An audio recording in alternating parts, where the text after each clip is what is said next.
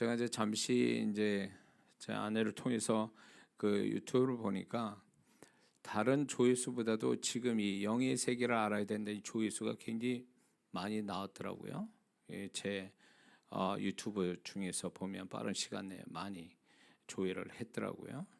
그거는 이제 무엇을 얘기하냐면 많은 사람들이 조금 깨어 있는 성도라면 이 영의 세계는 분명히 있는데 이게 너무 막연하고 어떻게 생각해야 되고 뭘 알아야 되는지 잘 모르니까 궁금하기도 하고 또 답답하기도 하고 또 알 필요가 있다고 생각하는 것 같아요. 그래서 그렇게 영의 세계를 궁금해한다라는 것은 적어도 신앙이 어느 정도 뭔가 이렇게 신앙이 뭔가 이렇게 좀 더 깊은 신앙을 갖기를 원하는 사람들한테 성령께서 이렇게 어떤 의문점 내지는 그 궁금하도록 자꾸 이렇게 만드신다는 거죠. 그게 신앙 성장에 가는 데 있어서 그런 자세가 굉장히 중요하고 성령께서는 반드시 그런 마음을 주신다는 거예요. 저도 여기까지 와서 책을 7권 내고 제가 성령님께 20년 넘게 이 영의 세계에 대해서 이런 사역에 통해 이런 사역들을 이렇게 알아서 이렇게 목회자도 가르치고 또 책을 낼 때는 제가 처음부터 알았던 게 아니에요. 이게 모든 것이 뒤돌아보면 이런 게 있습니다. 왜, why, 왜 이렇게 되지? 또 무엇 때문에 이렇게 되지? 이런 어떤 의문점이 계속 일어날 때에 이것이 하나의 뭐랄까 성령께서 의문이 들게 하고 또 질문을 하게 하시고 그러면서 그 답을 얻어가도록 그분이 답을 주시도록 유도하신다는 거예요. 제가 신앙생활을 이렇게 하면서 개인적인 신앙의 발전에 있어서는 계속 그 의문점을 갖게 하시는 것, 그 의문점을 갖게 하는 것이 결국 성령께서 저에게 답을 갖게 하시는 하나의 과정이었다라는 거예요. 그래서 신앙사람에서 머리를 비워놓고 생각을 안 하고 신앙생활하는 사람은 위험합니다. 그러니까 이단에 넘어가는 거고 그렇게 하니까 사단의 속임수에 넘어가는 거예요. 분명히 그 사람이 지혜 있고 분별력 있는 신앙을 발전해 가는 데는 반드시 성령께서 스스로 왜 이렇게 되지? 내 인생이 왜 이렇게 됐지? 왜 이 사건이 생겼지? 왜 이런 경험을 하게 되지? 어떻게 해야 되지? 이런 자기 자신이 의문을 갖고 주님께 그런 걸 자꾸 묻는다라는 거예요. 그렇게 할 때 그 질문을 주님께 할 때 주님은 즐거이 그 질문에 답을 주시기를 원하신다라는 거예요. 기뻐하신다라는 거죠. 오늘날 많은 성도분들이 주님과 함께 사는 데 있어서 주님이 해답이시고 그분이 모든 것 되어주신데 처음과 끝인데 그분을 찾아서 그분에게 답을 받는 신앙생활을 잘 안 한다는 거예요. 다시 말해서 뭐냐면 질문을 안 해요. 하나님께 질문은 안 해요. 자기가 먼저 다 정리해놓고 끝을 내요. 그러놓고 자기가 정리해놓은 걸 가지고 밀어붙이는 거예요. 주님 앞에. 주님은 그렇게 생각 안 하시는데 본인이 이럴 것이다 하고 그냥 밀어붙이는 거예요. 그러니까 이런 성도분들이 상당히 많아요. 상담하다 보면. 그러니까 이게 주님의 생각을 이렇게 주님의 생각과 일치되어 주님의 생각의 방향대로 흘러가는 것이 이게 주님과 함께 사는 모습인데 많은 사람이 그렇게 안 하는 거예요. 그러니까 주님의 생각하고 이미 안 맞고 방향이 틀려버리니까 답도 잘못된 답이 나오는 거죠. 그리고 주님 왜 이렇게 하시냐고 그래요. 우리의 삶의 모든 것들이 가만히 보면요 의문투성이에요. 왜냐? 그분은 우리를 머리털까지 다 세시고 그분은 우리의 모든 것들을 다 아시는 그 하나님이 내 삶에 우연히 일어나는 게 어디 있어요? 그러면 우리의 삶에 좋은 일이든 나쁜 일이든 일어나는 것들에 대해서 의문을 가질 필요가 있거든요. 왜 이렇게 이런 일이 일어났지? 이게 나한테 뭐가 문제지? 내가 뭘 잘해서 그렇지? 이렇게 자꾸 의문을 갖는 것이 이게 정상적인데 의문을 안 가져요. 그러니까 의문점이 없으니까 질문할 것도 없는 거예요. 주님 앞에. 그러니까 생각 없이 사는 거예요. 세상에 살 때는 돈 1,000원 하나도 생각하면 물건을 사고 그러는데 이게 이거보다 더 중요한 어떤 자신과 자신의 인생, 자신의 신앙에 대해서 중요한 어떤 고비가 되고 방향 설정을 할 수 있는 이런 것들에 대해서 의문을 갖지 않는다라는 거예요. 그러니까 그 사람은 신앙생활 10년하고 20년 했는데도 주님을 모르기는 매한가지예요. 응? 주님을 모르는 건 매한가지라는 거죠. 주님을 알지를 못해요. 주님과 같은 방향으로 가질 않아요. 그래서 신앙이 잘하려면 반드시 우리가 그분 앞에서 우리가 질문을 하는 사람이 돼야 돼요. 질문을 학교 다닐 때도 질문을 잘하는 친구와 공부도 잘하는 친구예요. 그런데 질문할 게 없다라는 친구들이 대개 공부 못한 친구들이 질문을 못해요. 질문할 것이 뭔지도 모르는 거죠. 그러니까 질문할 것이 뭔지를 모르니까 답이 무엇인지조차도 모르는 거예요. 그러니까 신앙 안에서 연수만 길어졌지 무식하게는 이룰 데가 없는 거예요. 처음과 다를 바가 없어요.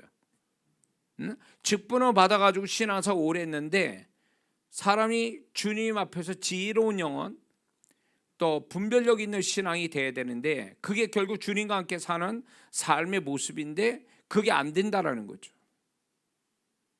근데 적어도 저는 그렇게 배우질 않았단 말이에요. 그분은 끊임없이 질문을 하게끔 만드세요. 그래서 그 질문에 답이 나올 때까지 계속 묻고 묵상하는 시간들이 꽤 많았어요. 그런 것들이 오늘날 제 책 7권이 나오게 된 배경이 되는 거예요. 어느 분은 주님께서 환상을 보여주셨대요. 그리고 주님이 어떤 말씀을 자기한테 주셨대요. 그런데 그게 뭐를 의미하는지 모르겠다라는 거예요. 그러면서 나한테 와서 물어요. 그래서 제가 농담만 진담만으로 그래요. 그건 주님이 성도님한테 얘기했으면 주님에게 물어봐야지 왜 나한테 와서 묻냐고. 어? 그렇잖아요. 주님께 물어보면 주님이 답을 주실 건데 왜 질문을 안 합니까? 잘 모르겠는데요. 그 말이 뭐가 어려워요? 주님 저한테 이 부분에 해석을 시켜주세요. 이렇게 해서 주님으로부터 정확한 답을 받는 것이 이 사람이 뭔가 영적인 중요한 거를 하나 깨닫는 것이 엄청난 축복을 손에 쥔 것보다 더 큰 거예요. 더 귀한 거예요. 그게. 자, 수학 문제를 하나를 알아서 푸는 것보다 수학 공식을 제대로 알아서 써먹는 것이 훨씬 더 가치가 있는 거죠. 그런 거 똑같아요. 신앙도 하나의 원리거든요. 원리로 돌아가는데 많은 성도분들이 이게 그냥 저절로 어쩌다가 우왕좌왕하다가 생기는 거라고 생각해요. 우리의 삶이. 본인만 이게 질서가 안 잡히고 우왕좌왕하고 막 이런 것 같지 주님이 보실 땐 다 그게 하나님의 일정한 규칙 안에서 움직이는 거거든요. 나만 우왕좌왕하는 거라고. 나만 모를 뿐이에요. 그분은 다 알고 계시는데. 그러면 우리가 그분에게 물어서 그분과 함께 살아가는 어떤 그분의 생각 또 그분에게 그분의 생각을 알아가는 거 이게 신앙의 아주 중요한 그게 전진되고 성장되어가는 신앙의 모습인데 그렇게 살지 않으니까 주님 또 답답해 하시는 거예요. 얘가 요때쯤이면 이걸 알아가야 되는데 근데 그런 것들을 모르고 간다는 거죠. 그러니까 신앙 연수는 됐지만 주님 앞에서는 여전히 어린아이인 거예요. 그러니까 주님께서 이 성도를 좀 더 성장시켜서 성숙하게 해서 거기에 걸맞는 어떤 메시지, 걸맞는 축복, 걸맞는 어떤 무언가를 예비하고 이끌어갈 텐데 이게 수준이 낮아버리니까 그 위의 삶을 끌고 갈 수가 없는 거예요. 감당이 안 되는 거예요. 덜셈 뱃셈을 하는 애한테 미적분을 가르칠 수는 없거든요. 미적분을 가르쳐도 모르는 거예요. 그런데 그러니까 많은 그리스도인들이 이렇게 주님과의 사귐에 있어서 이런 부분들이 계속 이렇게 신앙생활하면서 계속 묵상하다 보면 의문이 들면 질문이 나온단 말이에요. 그런 것들을 주님 앞에서 자꾸 고백해서 답을 얻으려고 하는 자세를 가져야 그게 그 사람의 존재도 성장하고 존재값이나 신앙과 어떤 삶의 축복의 값도 나오는 거거든요. 이런 걸 하지 않으면 그 사람은 맨날 그 삶이 똑같은 삶이라도 그분이 레벨이 다르게 성도가 레벨이 다르게 살 수가 있거든요. 똑같은 신앙생활에도 수준이 다를 수밖에 없어요. 그 수준이라는 게 IQ의 문제가 아니에요. 주님으로부터 얼마나 많이 배웠느냐의 문제예요. 응? 주님으로부터 자족하기를 배웠다 바울이 얘기하죠. 바울 서신은 주님으로부터 받은 계시들이에요. 그 계시들은 결국 이 바울이 아무것도 생판 모르는 데서 이렇게 받은 계시가 아니라 바울 스스로를 지각을 통해서 이게 계속 뭔가를 생각하게 하고 의문을 갖게 하고 질문을 하게 하고 답을 주시는 이 과정, 이게 한 사이클로 돌아가면서 피드백이 있는 가운데 그게 나오는 거거든요. 그러니까 제가 책 7권 쓸 때 그것도요, 그냥 어쩌다가 멍하니 있다가 툭 떨어진 게 아니라는 거죠. 주님과의 끝없는 이 피드백 속에서 알아간 것들이거든요. 그러니까 좋은 거면 좋은 거, 나쁜 거면 나쁜 것들이 이게 그런 것들을 그 속에 있는 하나님의 어떤 답을 알아가는 거, 이게 문제가 해결되고 축복을 받는 이게 중요한 게 아니에요. 결과가 중요한 게 아니라 이렇게 되기까지의 그분의 마음을 읽는 거, 그분의 마음을 아는 거. 그래서 내가 그분이 내 질문에 대한, 내 의문에 대한 답을 주시는 거, 이게 하나의 축복보다 훨씬 귀하다는 거예요. 이해가 되십니까? 그게 지혜로운 영혼이 되는 거예요. 근데 우리는 주님과의 사귐에서 이런 것들을 하나하나 배워가는 즐거움, 하나하나 배워가는 데서 오는 깨달음, 하나하나 배워가는 데서 생각이 달라지고 방향이 달라지고 어떤 나의 어떤 신앙의 어떤 태도가 달라지고 이런 것들이 굉장한 축복이거든요. 이게 굉장한 하나님이 주신 은혜란 말이에요. 근데 이런 거를 귀하게 여기지 않고 무조건 단순하게 문제 해결이 됐으면 좋겠고 축복이 왔으면 좋겠고 이런 식으로 가니까 굉장히 단순하면 무식해지는 거예요. 주님 앞에서.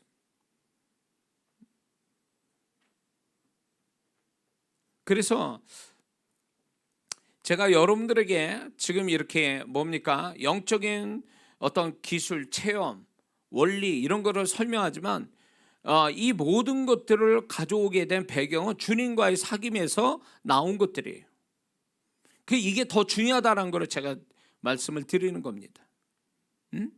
많은 성도분들이 또 특히 영적인 걸 좋아하는 분, 체험을 좋아하고 이런 사역자분들이 이런 능력 나오고 이런 것들을 굉장히 사모하고 그런 거를 갖기를 원하는데 자칫 잘못하면 이 모든 것들이 주님의 사귐 속에서 주님을 더 알아가고 주님과 교통하고 주님으로 더 지혜롭고 분별력 있는 존재가 되고 신앙이 되는데 목표로 갖기 위한 수단이 돼야 되는데 그게 수단이 아니고 그게 목적이 돼버리면 능력 나오죠? 능력은 있어요.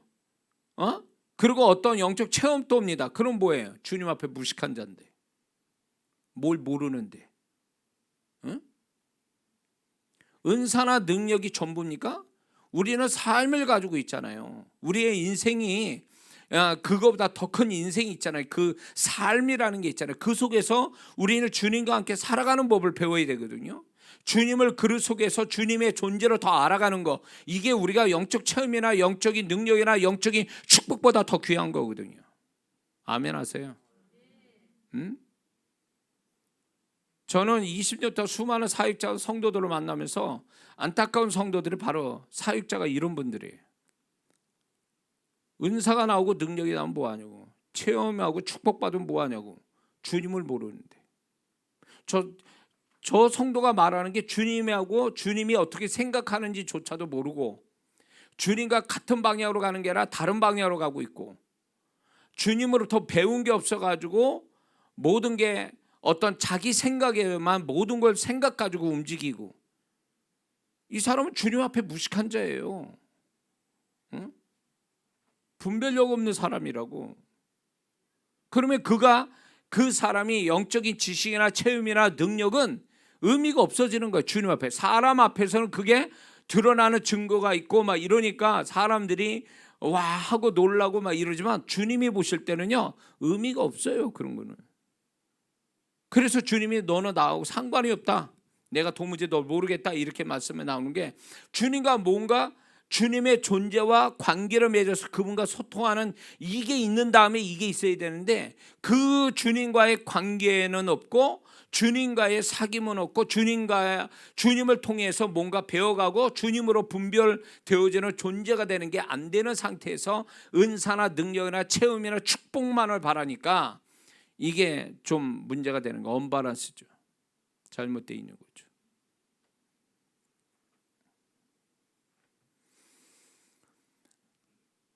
왜 이 얘기 나오는지 모르겠지만 바리새인들이 왜 주님이 그들을 책망합니까?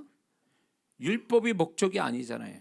율법에 행하고 행하지 말라라는 이게 목적이 아니잖아요. 율법의 행위가 목적이 아니라 율법의 행위를 통해서 하나님을 알아가고 하나님을 사랑하는 것, 이게 율법의 목적이거든요. 근데 바리새인들은 수단이 목적이 되고 목적이 수단이 돼버린 거예요. 반대로 돼버린 거예요. 주객이 전도가 된 거예요. 율법이 결국은 자기를 위한 것이 돼버렸고 하나님을 더 사랑하고 하나님을 알아가는 과정이 또 수단이 율법이 돼야 되는데 그렇지 못했다라는 거죠. 그러니까 주님이 그들의 그 행위가 그럴싸해도 절대로 칭찬하지 않고 반대로 화를 내시고 저주에 가까운 말씀을 할 수밖에 없는 이유가 여기 있는 거예요. 그게 결국은 율법을 주신 하나님이라는 존재를 더 알아가는데 이게 필요하고 이게 도구일 뿐인데, 하나님의 존재를 모른 채 그 모든 것들이 자기를 향하고 자기 의가 되고 자기 축복으로 만들어버리니까 주님이 그거를 무섭게 말씀하는 거죠. 거기에다가 율법의 행위를 했으면 그 마음도 그 행위만큼 복돼야 되는데 그들의 행위는 마음의 복을 가져온 게 아니라 마음의 저주로 가져왔다 그거예요. 마음이 더러워졌다라는 거예요. 그런 거에 대해서 주님께서 무섭게 책망하는 거예요. 두 가지가 핵심이 빠진 거죠. 마음의 복을 받은 게 없고, 두 번째는 더 중요한 하나님과의 관계가 이어지지 않았다라는 거죠. 관계성이 없었다라는 거죠. 오늘날 많은 성도분들이 이 두 가지 실수를 하는 거예요. 바리새인들이 범한 실세, 고의적인 실수를 지금 하고 있는 거예요. 뭐냐면 바리새인들은 자기 의를 나타내기 위해서 그거 한 거예요. 자기 의뿐만 아니라 사람들한테 존경받는 부수적인 그게 자기들의 축복이에요. 율법을 행하는 데서 오는 축복을 있기 때문에 사람으로부터 오는 축복, 존경받고 높임을 받고 상석에 앉고 그걸로 돈을 많이 벌고 이런 것들에 대한 이들이 그런 거를 가진 거에 대해서 결국은 오늘날 많은 성도분들이 신앙생활을 한다는 게 결국 주님을 더 알아가는 게 아니고 또 마음의 복을 찾아가는, 하나님이 주시는 영적인 복을 찾아가는 게 신앙이 아니라 결국 내 문제, 내가 문제 해결되고 내가 받을 축복을 받는 어떤 목적이 돼버리고 이렇게 되니까 그때 당시 예수님 당시에 바리새인이나 지금 그 복을 찾고 그 복을 얻기 위하고 문제를 해결받기 원하고 다른 사람한테 더 존경받기를 원하는 걸로 신앙생활하는 우리의 모습하고 별반 다를 게 없어요. 똑같은 거예요. 그게 이게 무서운 거예요. 이게 응? 거기다 더 심각한 거는 바리새인들은 하나님을 사랑하지 않았잖아요. 네 마음에 하나님의 사랑이 없는 줄을 내가 알았다, 그렇게 말씀하죠. 주님의 말씀하시잖아요. 그처럼 우리가 신앙생활의 결국 목표는 주님, 살아계신 주님과의 소통하고 그분과 교제하고 그분과 같은 방향으로 살아가는, 이게 결국은 우리 신앙생활하는 목적이 돼버린 목적인데 이걸 놓치는 거죠. 주님을 얘기하려면 주님을 얘기 못해요. 기도는 했지, 예배는 드렸지, 찬양은 했지, 섬기긴 했지. 그런데 그게 목적이 돼버린 거예요. 그 속에 계신 주님을 발견하지 못한 거죠. 신앙생활 잘하는 것은 결국 내가 교회 바깥에 내 일상의 삶에서 그분을 더 알아가기 위한 훈련 과정으로서의 교회 생활인데, 이 교회 생활이 주님을 알아가는 어떤 수단이 아니고 그냥 종교 생활한 거예요. 그러니까 그런 성도는 주님이 없죠. 주님을 얘기해 보세요. 오늘 주님 어떻게 계셨는지, 오늘 영적 행위 속에서 주님이 어떻게 계신지 얘기 좀 해봐요. 그럼 얘기가 돼야 되는 거거든요. 얘기가 나와야 돼요. 근데 그런 얘기를 합니까? 주님을 얘기합니까? 예배 속에 주님 얘기합니까? 찬양 속에 주님 얘기합니까? 기도 속에 주님을 얘기합니까?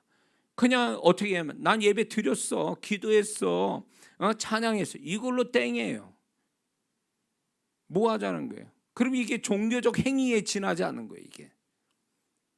이걸 주님을 알아가는 하나의 수단이 된 게 아니라 결국 자기가 종교적인 사람 되기 위한 표시로서 나타난 거에 지나지 않다, 그거예요. 우리가 분명히, 제가 서두에도 얘기했지만 주님은 지금 우리와 함께 하시잖아요. 믿습니까? 주님은 두세 사람 내 이름으로 모이면서 그분이 계신다 그래요. 분명히 약속대로 같이 계시잖아요. 그러면 그분이 그냥 구경만 하고 간다는 거예요? 가신다는 얘기예요?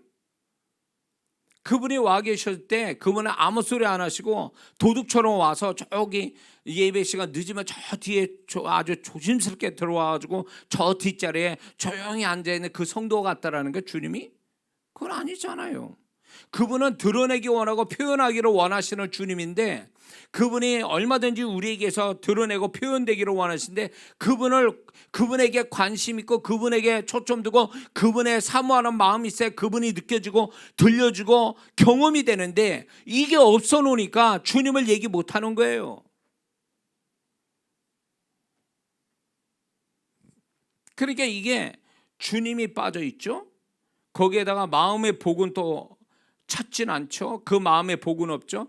그러면 신앙이 뭐만 남는 거예요? 행위만, 껍데기만 남는 거예요. 남아 있는 거예요. 근데 그러면 그분이 우리의 껍데기 같은 몸으로 하는 그 행위만 가지고 그분이 영광을 받으시겠냐라는 거예요. 그건 아니지. 구약은요, 마음이 있든 없든 간에 행위를, 그 율법적 행위를 가지면 복을 주시게 돼 있어요. 그렇게 해서 불안해서, 그게 불완전한 신앙이기 때문에 주님이 오심으로 새로운 우리에게 신앙을 보여주신 거라고요. 마음과 행위가 같이 가는 거, 그리고 그 하나님과 관계를 맺고 살아가는 거, 이게 주님을 통해서 우리에게 보여주신 신앙의 어떤 모습인데, 우리가 그렇게 살아야 되는 걸 주님으로부터 배우면서도 우리는 왜 그렇게 안 사는가, 이게 문제인 거죠.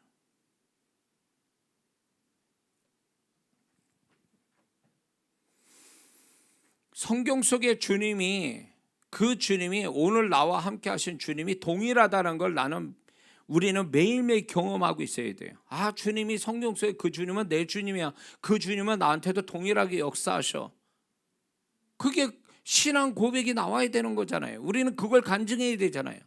근데 성경 속에 나타난 과거의 그 주님이 나하고 지금 내가 같이 계시는 주님과 동일한데도 불구하고 우리는 지금 동일하신 그 주님을, 현재의 주님을 만나지 못하니까 그것을 우리는 과거의 주님으로만 만족하는 거예요. 과거의 주님으로만.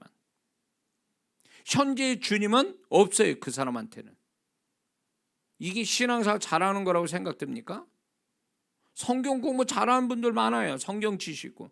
그럼 뭐 하냐고. 그 주님을 배우면 뭐 하냐고. 지금 주님이 그 사람한테 가까이 있어도 엠마로 가는 두 제자처럼 주님을 전혀 못 알아보는데, 그럼 신앙이 아니죠. 응? 엄밀히 와서 그건 신앙이 아니에요.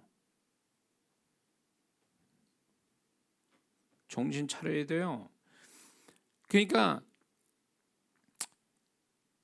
다시 얘기가 처음으로 돌아가서, 주님이 우리의 모든 것 되시고 처음이고 마지막이고 그분이 모든 정답을 갖고 계시는 주님을 믿는다면 우리는 그 주님을 찾기를 열심을 내야 돼. 열심을. 응? 선생님한테 귀찮을 정도로 질문을 잘하는 애가 공부 잘하는 애들이에요. 응? 공부 못하는 애들이 아무 생각 없어가지고 질문조차도 뭐라 할지도 모르는 애가 공부 못하는 애들이고, 그처럼 주님 앞에서 끊임없이 우리가 이게 자연스러운 거고 우연히 어쩌다 되는 게 아니라 그 배후에는 주님이 계셔서 모든 그분의 생각에서 나온 거라면 우리는 당연히 질문을 해야 되는 거예요. 주님 왜 이렇게 된 겁니까? 주님은 답을 갖고 계신 분이잖아요. 우리는 당연히 우리는 모자라고 부족하고 무지하니까 질문을 할 수밖에 없는 거예요. 근데 주님은 절대로 우리가 질문하는 걸 무시하는 분이 아니거든요. 질문을 우리가 주님께 질문하는 것을 굉장히 기뻐하신 분이에요. 응? 다윗도 끊임없이 주님께 질문을 한 장면들이 나오잖아요. 그의 인생 속에. 시편에도 계속 나오잖아요. 질문이. 그것이 결국 어디까지 가냐면 주님과 마음이 하나가 되는 데까지 간 거예요. 그게 그 방법이. 그럼 오늘 또 우리는 그 신앙으로 가야 되는 거예요. 다윗의 시편이 결국은 하나님이 성경으로 인정한 건 시편의 다윗의 고백이 하나님이 딱 말하고 싶은 이야기를 얘기했다, 그 얘기예요. 그러니까 성경으로 인정한 거지. 바울이 그가 깨달은 거를 서신서에 성도들한테 보낸 게 주님이 그들에게 말하고 싶은 걸 얘기한 거잖아요. 자기도 모르게. 그게 배우가 뭐예요? 그 배경이 뭐예요? 이 다윗과 바울은요, 결국 주님과 깊은 소통에서 그분으로부터 배운 거예요. 배우는데 자기가 배울 만한 자세가 될 때 배움이 있는 거지, 배울 마음이 없는 상태는 주님의 가르치시질 않거든요. 근데 배울 만한 자세가 뭡니까? 질문을 하는 거예요. 모든 거를 왜 이렇게 될까? 응?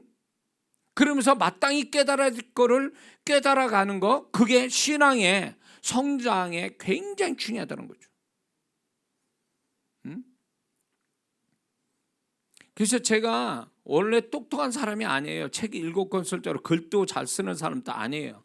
그럼에도 불구하고 제가 이 책만큼은 내가 누구한테도 이거는 주님으로부터 받은 내가 순수한 내 책이라고 말할 수 있는 것은, 결국 내가 그 긴 시간 동안 주님과 소통하면서 그분이 가르쳐준 걸 정리돼서 책으로 나온 거니까 누가 뭐래도 저는 이 책이 주님으로부터 받은 내용들을 적은 책들이기 때문에 누가 무시해도 상관없어요. 나는 주님으로부터 배운 거를 나는 표현한 것 뿐이니까. 그거를 보면서 내가 과거에 그렇게 머리 좋은 사람도 아니고 내가 원래부터 알았던 사람이 아니라 지금 이런 내용들이 결국은 보면요, 한꺼번에 다 아는 게 아니에요. 대가를 치르거나 아니면 시간을 통해서 긴 묵상에서 고난을 통해서 어떤 주님께 끝없는 질문 속에서 답을 얻어간 하나하나 조각들이 모여져서 책으로 만들어진 거거든요.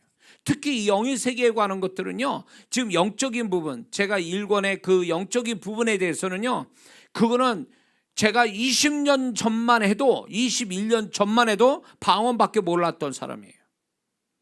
방언의 내용도 뭔지도 모르고 방언만 할 줄 아는 목사로서 여기까지 온 거라고요. 그러면 그 세월 속에 그 뭐가 있었기에 내가 그런 책을 낼 수 있느냐 할 때 방법은 없어요. 주님께 끝없이 묻고 의문을 갖고 답을 찾아가려고 애를 쓰는 가운데 성령께서 답을 주셔서 이제 그런 것들이 내 영혼을 만족하게 하고 내 영혼을 부욕해 만들고 그것이 다른 성도나 사역자한테 또 그게 또 부욕해 하고 축복을 주는 계기가 된 거죠. 그래서 제가 자신 있게 얘기하는 거예요. 우리는 끊임없이 배워야 될 사람이에요. 죽을 때까지, 죽는 순간까지 주님께 배워야 될 내용들이 어마어마하게 많은 거예요. 성경 지식만 배우는 게 아니란 말이에요. 물론 성경 지식이 굉장한 거지만 우리가 살아가면서 내가 동의하는 그 주님의 존재를 더 알아가는, 현재 주님을 더 알아가는 것, 그러니까 더 실감나게 과거의 주님, 과거에 말씀하신 것뿐만 아니라 현재에 같이 계신 주님, 현재에 나를 가르치시는 주님, 이런 부분들을 계속 우리는 두 가지 측면에서 이거를 계속 배워나가야 된다는 거죠. 죽을 때까지. 그래서 우리의 무지함이 벗겨져서 주님의 지혜의 근처에 가는 것, 접근해 가는 것, 그래서 그분을 더 알아가는 분별력을 갖는 것. 그래서 그분과 함께 동행하는데 전혀 무리가 없는, 그분이 이쪽 가자 그러면 나도 이쪽 가고, 저쪽 가자 그러면 저쪽 가고, 그분이 뭘 생각하면 벌써 나도 그분과 동일한 생각을 하고 있고, 그분이 뭘 말하고 싶으면 벌써 내가 그거를 말하고 있고, 이게 이 땅에서 우리가 정말로 성령께서 우리에게 바라시는 신앙의 모습이에요. 내가 좀 더 착해지는 거, 성경 지식을 좀 갖는 거, 그게 아니란 얘기예요.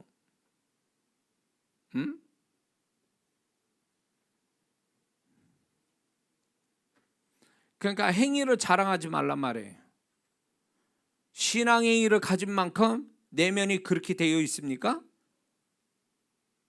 신앙 그 행위만큼 주님을 그만큼 더 알아가고 있느냐, 그 얘기. 이 두 가지의 질문에 여러분의 답을 정말 가질 수 있어요?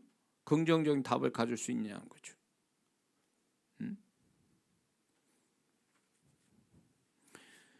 분명히 말씀드린데 영적 체험, 영적 능력, 영적인 어떤 지식을 갖는 게 목적이 아니에요. 그거를 갖기 위한, 그것은 자동적으로 주님이 은혜처럼 선물처럼 주시는 것들이고, 그거를 갖기 위한 주님을 더 많이 그분과 사귐을 갖는 거, 이게 궁극적인 목적이고 이게 목표예요. 신앙의 목표. 믿습니까? 그러자고 신앙생활 지금 이렇게 하는데, 자, 그래서 제가 이렇게 특히 1권, 아무도 가르쳐주지 않았던 영의 세계와 성령과 영의 세계, 이 책은요, 저는 종합적인 영성에 대해서 이렇게 궁금해하는 사람들에게 나는 교과서 같은 내용이라고 저는 생각하고 그걸 또 가르쳤고, 또 이 책이 지금은 이제 절판이 됐지만 이거를 또 뭐 많은 분들이 찾고 있어요 지금 또. 그러나 저는 이 책을 나올 때 다시 내려면, 재판을 하려면 이걸 다시 편집을 해야 되는데 그만한 시간이 안 되니까 이제 지금 책을 다시 만들지 못하고 있어요. 그런데 이 책을 받은 분들은 아셔야 됩니다. 이 책의 내용이 20년, 거의 18년 정도의 시간이 소요된 책이라는 거예요. 조각조각 난, 지금 그래서 그 1권에 대한 책의 이런 내용들을요, 제 노트가 있거든요. 제 영성 노트. 거기에 기록이 돼 있어요. 언제 뭘 깨달아서 적어 놓은 거, 언제 그게 있어요. 그것이 몇 권이 되는데, 그게 긴 시간을 통해서 깨달아진 거. 차를 몰고 가다가 새벽이든 낮이든 밤이든 차를 몰고 가다가 훅 하고 깨달아 주시는 거예요. 내가 질문을 항상 의문점을 갖고 있는데 갑자기 확 깨달음을 오면서 답을 주시는 그분이 있으면 차를 옆에다 대고, 가는 차 옆에다 대고 그거 잊어버릴까 봐 그냥 막 적어놨던 그 노트들이 있단 말이에요. 그거를 정리한 책이란 말이에요. 1권이라는 게.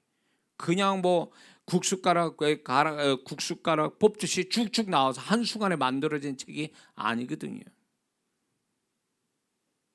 그래서 저는 왜 이 책을 또 만들었냐면, 모든 그리스도인들이, 사역자뿐만 아니라 모든 성도들은 이렇게 제가 알고 있는 걸 다 알고 있어야 되는 게 이게 정상이다 보는 거예요.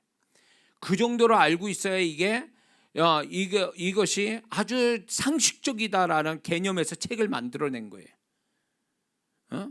요게 과거에는 뭐 산기도에서 기도 많이 하신 분들, 이런 분들이 전유물일처럼 생각하고, 그런 걸로 인해서 많은 피해를 입은 성도들이 상당히 많은데, 제가 이런 부분들을 없애버리기 위해서 이걸 제가 책을 써서 모든 성도들이 다 알게, 그래서 실습까지 해서 스스로 그런 걸 알아가도록 하기 위해서 제가 책을 만들어낸 거예요. 왜냐하면 이런 부분들을 별거 아닌, 영의 세계에서는 별거 아닌 것들을 굉장한 것처럼 해가지고 성도를 후리거나 성도들을 이렇게 성도들을 혼미하게 만드는 이런 분들이 가끔가다 나타나서 그분들이 죄짓지 않게 하고 그런 피해를 입지 않게 해서 제가 책을 내놓은 거예요.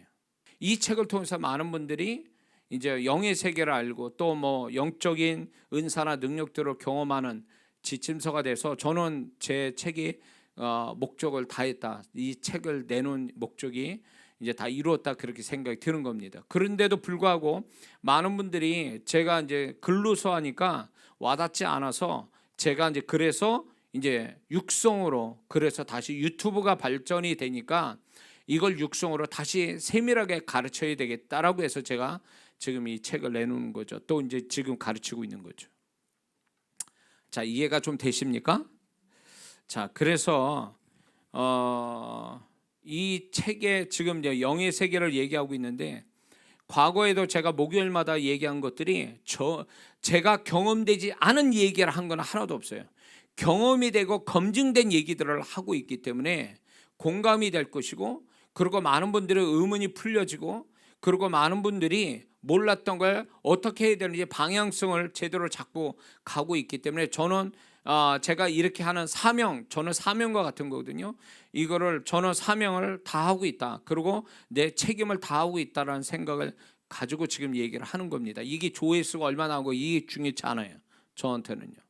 그걸 벌써 생각했다면 다른 방법을 썼겠죠. 그러나 애초부터 난 그런 마음 없이 이거는 사명처럼 누군가에게 가르쳐져서 성도가 아니면 사역자가 바로 서서 정말 잘한다면 저는 제 책임을 다했다고 생각하기 때문에 이걸 얘기하는 거죠. 자, 그래서 이 영의 세계라는 게 우리가 지난주에도 제가 말씀드렸지만 육의 세계와 영의 세계가 같이 공존돼 있다라고 제가 말씀드렸어요. 그래서 이게 눈에 보이는 게 전부다라고 생각하는 이게 얼마나 위험한 생각인지 몰라요. 보이지 않게 이게 영의 세계가 같이 공존되는데 우리는 감지를 못하니까 그 영의 세계에 벌어지는 것들을 감지를 못하고 어떤 일이 발생되면 그게 우연이 된 것이다, 어쩌다 된 것이다 이렇게만 해석을 해버리니까 그 영의 세계에 존재하는 귀신들, 이 귀신들이 조화를 하는 거예요. 이런 사고방식을요. 그리고 성령께서 역사하시고 천사가 역사를 하는데 이런 것들이 자연히 우연히 생겼다 그러니까 그분이 성령님이 역사하시고 천사가 역사하는 거에 대해서 그거를 모르니까 몰라라 하니까 결국 영광을 받으실 하나님이 영광을 못 받으시는 거예요.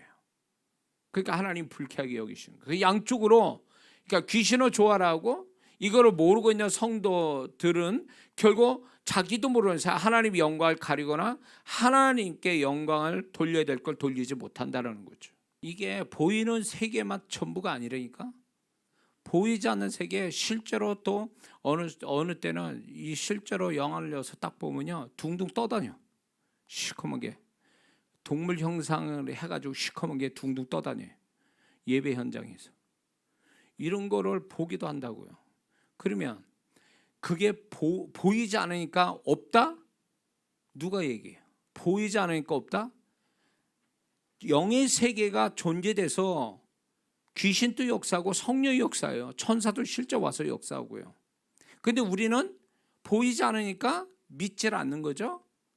보이지 않으니까 없다라고 생각하는 이 사고방식이 귀신이 좋아할 일을 하도록 놔두는 거고 그리고 성령께서 역사하는 걸 제한시켜버리는 거예요. 실제로 영화를 열어보면요 그 성령께서 역사할 때 불로 오고 뭐 여러 형태로 오세요. 여러 가지 형태로 임하신다고요. 근데 그런 거는 영화를 열어서 제가 보니까 얘기하는 거지 내가 지어서 어떻게 얘기하냐고. 그냥 어떤 분은 성령이 역사해가지고 진짜 그 사람이 성령이 불이 들어가고 역사를 하니까 못 견뎌서 막 소리 지르고 막 뒹굴고 막 이랬는데 다른 사람 볼 때는 멀쩡하게 아무 일 없는데 왜 아무것도 없는데 왜 사람이 저러는가 할 때 그거를 이해 못하지만 영화를 열어 딱 보면 영의 세계가 지금 같이 동시에 육의 세계와 영의 세계를 딱 열어서 보면요 영의 세계가 열어서 보면요, 그게 막 성령의 역사에서 난리를 치는 게 보인단 말이에요. 그게 그러면 이해가 되는 거예요. 근데 안 보니까 저 사람 미친 짓 하는 거 아니야 라고 이렇게 얘기하는데, 그렇게 얘기하면 큰일 난다는 거예요. 응? 그 사람이 멀쩡한 사람이 그럴 때나 그만한 이유가 있는데, 영의 눈이 안 열리니까 그 사람이 성령으로 역사하는 걸 못 보니까 미친 짓 하는 것처럼 보이는 거지. 그래서 함부로 말하면 안 된다 그거예요. 그런데 동시에 이제 죽기를, 이게 집회가 아니니까 지금 어떻게 할 수가 없네. 죽기를 할 때 이렇게 저분처럼 안에 귀신이 들러붙어 가지고 막 역사를 하는 거에 대해서 멀쩡하게 걸어 나오다가 안수 툭 갔는데 막 발악하고 난리를 쳐, 이상한 소리 입에서 막 내, 막 이런 현상이 일어난 거는 뭐가 그렇게 하는 거예요? 저 사람이 갑자기 미쳤다는 얘기예요? 아니요. 저는 영안에서 보니까 그 안에 귀신이 역사하고 있는 거, 어디 몸 안에 어디에서 자리 잡고 있는 지를 보인다 그 얘기예요. 등에도 붙고 어깨도 붙고 뭐 뱃속에도 있고 막 다 그게 그렇게 나타나거든요. 그런 것들을 내쫓으니까 이것들이 안 나가려고 영의 세계에서만 들리는 소리를 나한테 얘기한다고요. 그러니까 저분한테도 얘기할 때 나간다 놓고 안 나가, 들러붙어 있는데도 나간 것처럼 아무 소리 안 내. 여러분 못 들었죠? 근데 이 영의 귀가 열리면 그게 들린다 그거예요. 그러니까 이거는 어떻게 영의 세계가 없다고 내지는 눈에 안 보이니까 그거는 없다라고 말한다는 이 사고방식이 얼마나 위험한 사고방식인지 알 수가 없어요. 그래서 우리는 끊임없이 이 영의 세계를 감지할 수 있는 영적 감각은 누구나 다 예수 믿으면 있어요. 그게 다 그거를 얼마나 사모하고 그거를 얼마나 그 영적인 감각이 발휘되도록 훈련하느냐에 따라서 이게 달라지는 것뿐인데, 영의 세계는 육의 세계가 있다면 영의 세계는 동일하게 공존되어 있는 거거든요. 그래서 이 영의 세계는 하나님과 사단의 세계가 두 가지가 역사를 한단 말이에요.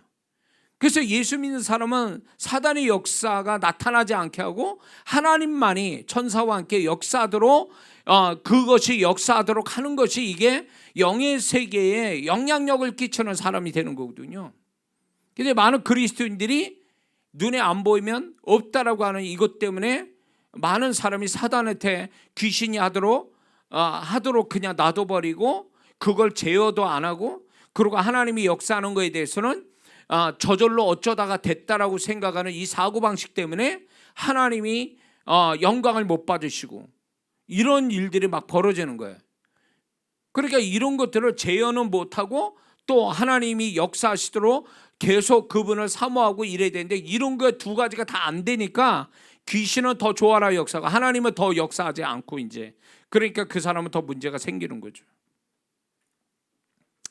자, 이제부터 얘기할 게 이제 이거죠. 이제 성령께서 저에게 가르쳐 주신 영의 세계의 법칙을 이제 쭉 얘기할 건데, 이제 첫 번째는 그거예요. 영의 세계가 육의 세계보다 더 높은 차원의 세계예요. 그래서 영의 세계에 벌어진 일들이 육의 세계에서 실상으로 나오는 세계란 말이에요. 육의 세계보다 높은 버전의 세계가 영의 세계예요. 욥기서 1장을 보세요. 그게 하늘의 역사를 잠시 보여주는 장면, 거기서 우리는 많은 걸 알게 되거든요. 하나님과 사단이 얘기를 했어요. 그래서 하나님이 허락하셨어요. 욥을 어느 정도까지 사단이 이렇게 제한적으로 역사하도록 제한하고 그렇게 허락을 하니까 거기서 합의된 하나님과 사단에게서 얘기됐던 것들이 육의 세계에서 거침없이 나타나잖아요. 그러니까 욥의 입장에서는 이게 어디서부터 출발했니, 왜 이런 일이 벌어진지 자신은 모르는 거죠. 자식 죽고 그다음에 재산은 날아가고 악창이 생기고 이런 부분들이 결국 아내는 다 자기를 이렇게 도울 생각이 없고, 이런 것들이 결국 보면 사단의 역사가 이런 형태로 나타난 거거든요. 그러니까 욥은 자신은 모르지만 우리는 알고 있잖아요. 이미 성경을 통해서 하나님이 알려주고 계시잖아요. 그렇기 때문에 우연이라는 게 존재하지 않는다니까요. 영의 세계 하나님께서 사단에게 일정 어떤 그 제한적으로 역사하도록, 이거는 하나님이 욥은 문제가 없지만 욥이 얼마나 하나님을 신뢰하는 자인가를 테스트하기 위해서 사단에게 일정 부분을 이렇게 역사하도록 놔뒀지만 실제로 욥과 같이 이런 경우는 드물고요. 실제로는 잘못을 해가지고 회개를 안 하거나 죄가 있는 사람은 합법적으로 사단이 참소를 합니다. 하나님께 고발을 해버려요. 고발을 해가지고 하나님께서 공의 하나님이 이 사람이 회개할 기한을 두고 회개하기를 원하시는 거예요. 공의 하나님이. 그때까지는 이 사람이 죄에 대한 어떤 사단의 역사를 하나님이 막아주고 계신 거예요. 그러나 기한 동안 회개할 기한에 회개를 안 하면 그 다음은 하나님이 사단에게 일정 제한, 어떤 제한적으로 어떤 일정 부분을 사단에게 넘겨주는 거예요. 역사대로. 그래서 다윗이나 사울 왕이 뒤늦게 회개를 했어도 징계를 받는 그 원인은 뭐가 있냐면 하나님이 그 이전에 회개할 기회를 줬지만 회개를 하지 않으니까 공의 하나님이 기한이 넘어간 죄 회개에 대해서 그거를 이제 하나님께서 받아주시지 않으니까 사단이 역사하게끔 만들어 놓은 거예요. 공의 하나님이. 그래서 회개도 하나님이 회개할 기한 안에 회개하라는 거예요. 그러니까 사단에게 틈을 주면 사단은 거침없이 합법적으로 역사한다는 거예요. 예를 들어서 예수 믿는 사람이 세상 사람 죄 짓는 장소에 간다. 거기서 사고 일어나면 하나님 책임 안 집니다. 왜냐하면 그 장소나 그 사람이나 이 모든 것들이 하나님이 사단에게 합법적으로 내어준 장소고 내어준 사람인데 거기하고 관계를 맺어버리면 그 현장에 머물면 그건 하나님이 책임질 수 없다라는 거예요. 사단이 일정 부분 공식적으로 합법적으로 역사를 하게 돼 있어요. 주일날 교회 안 나오고 놀러 갔어. 어디 사고 당했어. 그거 하나님 책임 안 집니다. 누가 역사를 일으킬까요? 답이 나와 있는 거예요. 예수 믿는 사람이 하나님의 말씀과 하나님의 뜻에 벗어나면 그건 다 사단이 그 사람을 어떻게 할 수 있는, 합법적으로 어떻게 할 수 있는 권한을 갖고 있는 거예요. 근데 이게 우리는 이렇게 생각, 우연히 어쩌다가 재수 없어서 이렇게 생각한단 말이에요. 그게 속고 있는 거예요. 속고 있는 거라고. 그게 사단이 악한 영을 부리는 악한 영을 통해서 합법적으로 제한적으로 역사하고 있는 거예요. 그리고 자, 예를 들어서 죄의 문제라든가 하나님 원하지 않는 장소나 사람이나 일을 하는 가운데 사단에게 합법적으로 역사하도록 하나님이 내어줄 때에 이게 영의 세계에서 하나님과 사단의 세계, 사단에게 하나님이 거기서 결정이 나버린 거예요. 그리고 이 사람이 현재의 보이는 세계에 문제가 딱 발생이 됐다는 얘기는 지난주에도 얘기했지만 영의 세계에서 이 사람이 뭔가 잘못됐다라는 걸 증명하는 거예요. 또 그래서 자기가 어떤 형태로든 안 좋은 게 지금 보이는 세계에서 안 좋은 게 일어나면 어디부터 뒤져야 되냐면 그 사람의 영의 세계부터 뒤져야 되고 거기서부터 메꾸는 작업, 거기서부터 뭔가 제대로 이렇게 사단에게 역사할 만한 것들이 이게 소멸되도록, 그게 정상으로 제자리로 돌아오도록 만드는 영적 작업이 먼저 들어가야 돼요. 그렇지 않는 상태에서 육적인 것만 해결하려고 그러면 절대로 해결이 안 납니다. 그거는요. 그 사람은. 왜냐하면 육의 세계보다 훨씬 높은 차원이 영의 세계이기 때문에 그래요. 그래서 영의 세계에서부터 풀어져야 육의 세계도 풀어지는 거예요. 영의 세계가 정상이어야 육의 세계가 정상이 되는 거예요. 육의 세계가 비정상이라는 얘기는 영의 세계가 비정상으로 돼 있다는 것을 증명하는 거예요. 이건 틀림없어요. 틀림없다고. 그래서 여러분들이 자꾸 보이는 세계에서만 매달려서 거기서 뭔가 해결하려고 한다면 이 사람은 사단이 뒤에서 박수 쳐. 잘한다. 그게 진정한 해결책은 아니거든요. 근본적인 해결이 될 수가 없어요. 응? 그러니까 이게 아주 우리가 기본적인 신앙생활 있잖아요. 주일 지키는 거, 11조하고 뭐 예배 드리는 거, 이런 삶을 안 지킨다라고 하면 그게 이제 벌써 하나님에게 불법이 되고 말씀 법에 떨어져 반대편에 서 있는 거기 때문에 사단이 공격할 여지를 주는 거예요. 이거는 신분하고 상관없어요. 목사라도 상관없어요. 이거는 신분과 상관없이 영의 세계는 목사라고 그게 아니에요. 일단 하나님 말씀에 벗어나면 벌써 영의 세계에 제동이 걸린 거, 문제가 생긴 거예요. 그러면 거기서부터 이제 육의 세계에서 문제가 발생되게 돼 있다라는 거죠. 그래서 우리 예수 믿는 사람의 존재는요, 육의 세계에 영향을 주는 자가 아니라 영의 세계에다 영향을 주는 존재라는 걸 잊지 말아야 돼요. 영의 세계에 영향을 줘서 육의 세계에 영향을 가져오게 하는 방법, 이게 바로 예수 믿는 사람의 어떤 뭐랄까 과정이에요. 역사의 과정이 바로 그거예요. 우리가 생각할 때 육의 세계에서만 매달린다고 되는 게 아니라 영의 세계로 움직여야 돼요. 자기 영의 세계, 그걸 먼저 움직인 다음에 육의 세계로 움직여야 이게 자연히 육의 세계에 흘러가게 돼 있거든요. 응? 그래서 이런 게 있습니다. 어떤 사람이 심각한 문제를 가지고 있어요. 뭐 돈 문제, 건강 문제, 뭐 사람 문제, 일의 문제 확 엮였어. 아주 이 실타래가 묶이듯이 꼬이듯이 엮였어요. 근데 저는 이제 그걸보다도 이 사람이 그러면 하나님 앞에 구원받은, 정말 구원받은 사람이냐 아니냐 이거부터 보거든요.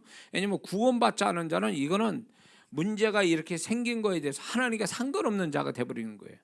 그런데 이 사람이 구원을 확실히 받았다라고 한다면 이 사람이 여러 가지 꼬이는 이 문제가 이제 원인을 찾아가는 거예요. 원인을 찾다 보면 이 사람이 분명 하나님께 잘못된 부분들이 막 발견이 되는 거예요.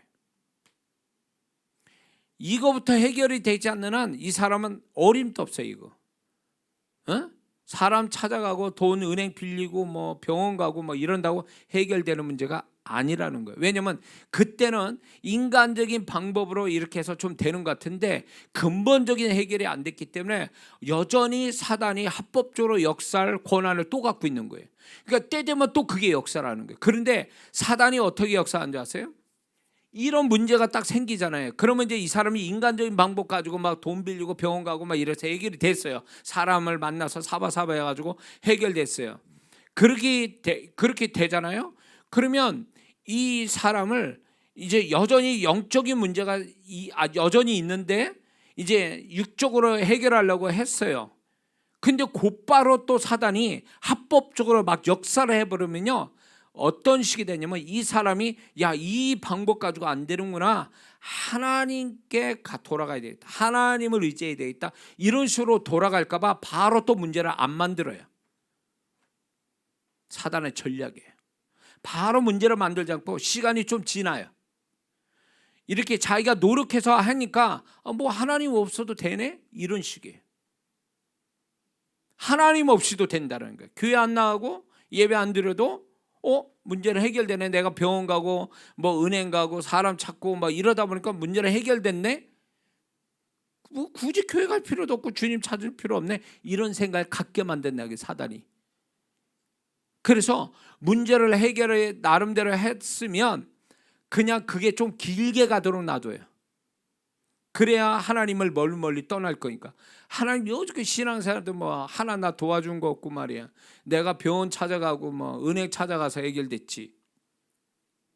하나님, 교회 무용지물이다, 구원받았는데. 그리고 이제 그런 문제를 이제 그래 내가 열심히 살면 돼, 교회 굳이 갈 필요 없어, 뭐 이런 식으로 만드는 거죠. 그리고 시간이 길게 가요. 그래야 주님을 멀리 떠나니까. 그런 다음에 이 사람이 여전히 영적인 문제는 해결이 안 된 상태로 있으니까 사단은 합법적으로 계속 역사할 권한을 갖고 있는 거예요. 그랬다 이제 잊을만 하면 또 사건을 터뜨리는 거지. 그렇게 가는 거예요. 사단의 전략이에요, 이게. 그래서 여기에서 혹시 그런 사람이 있어요? 문제가 해결된 것 같은데 좀 지나니까 그 문제가 또다시 생겨. 이거는 사단의 덫에, 사단이 벌써 이제 그걸 쓰고 있는 거예요. 이 전략을 쓰고 있는 거예요. 응? 문제가 똑같은 문제가 또 생겼다라면 이 사람은 알아야 돼요. 뭐냐면 이게 근본적으로 해결이 안 됐구나. 영의 세계에서 내가 가지고 있는 영의 세계에서 해결이 안 된 상태로 사단은 합법적으로 지금 이걸 계속 또 나에게 역사하고 있구나, 이렇게 생각해야 맞는 생각인데 그게 아니라 또 문제가 발생되면 그때 하나님 찾는 게 아니라 전에 했던 그 방법을 또 쓰는 거예요. 그러면 어떻게 돼요? 또 해결이 된 것처럼 보이겠죠? 그게 반복이 되면 반복이 될수록 이 사람은 무슨 생각하는 것 같아요? 하나님 필요 없어. 교회 다니도 필요 없고 피곤하다. 교회만 가도 여전히 나는 나 혼자로서 충분히 해결할 수 있어. 이런 식의 자기를 의지하게 만드는 거죠. 사람 의지하고 세상을 의지하게 만들어서 주님을 멀리 멀리 떠나게 만드는, 이게 전략이에요. 근데 제가 이제 이런 성도들을 만나잖아요. 그러면 문제가 막 꼬였어. 그러면 이 사람의 영의 세계도 그만큼 꼬여 있는 상태가 돼 있거든요. 그걸 하나하나 풀어가는 거예요. 다 토해내라 이거예요. 죄 지은 사람을 변호사 찾아요. 변호사를 찾아서, 유능한 변호사를 찾아서 재판에서 이겨보려고 애를 쓰겠죠. 근데 이 죄 지은 사람이 변호사에게 아주 그 확실한 한 가지를 분명히 보여야 되는 게 뭐냐면 거짓말하지 말아야 돼요. 다 얘기해서 변호사가 그런 것들을 다 가지고 이 사람을 무죄로 나오도록 변호사가 일하도록 이렇게 만들어줘야 이 죄 지은 사람이 이제 이길 수 있는 거거든요. 우리가 이제 제가 이제 문제 꼬인 사람들의 얘기를 쭉 들어봐요. 근데 이 얘기를 하는 사람들이 보통 자기 입장에서 자기한테 유리하게 얘기해요. 그렇게 되면 제가 이제 어떤 때 착각을 해요. 이 사람 말만 믿고 이렇게 다 보면 이 문제가 없는데 왜 이 문제가 생기지? 라고 해요. 근데 성령께서 가르쳐 주시는 거죠. 얘는 요거 빼놓고 얘기했다. 내지는 이 사람이 근본적인 문제를 모르고 있다. 이걸 얘기하세요.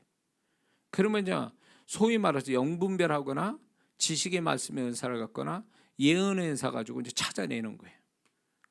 그래가지고 이 사람이 꼬인 문제를 하나하나 알아내고 솔직하게 얘기하면 빨라지는 거고 솔직하게 얘기 안 하면 내가 찾아내야 돼.